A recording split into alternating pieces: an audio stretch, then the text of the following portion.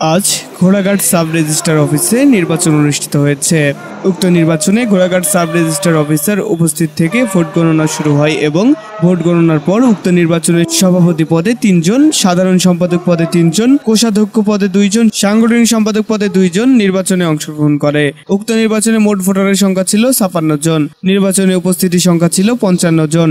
নির্বাচনে মোহাম্মদ আনোয়ার হোসেন ২৭ ভোট পেয়ে সভাপতি পদে নির্বাচিত হন এবং সাধারণ সম্পাদক পদে মোহাম্মদ রাহুল মিয়া ৩৬ ভোট পেয়ে নির্বাচিত হন। কোষাধ্যক্ষ পদে বিলাস ২৭ ভোট পেয়ে নির্বাচিত হয়।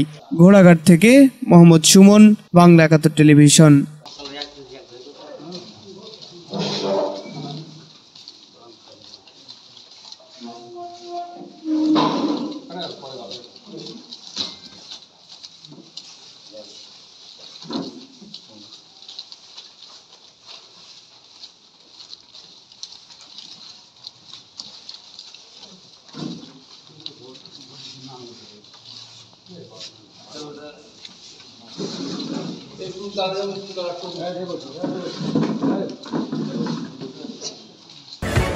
বাংলা ৭১ টেলিভিশন, সত্য প্রকাশে আপোষহীন।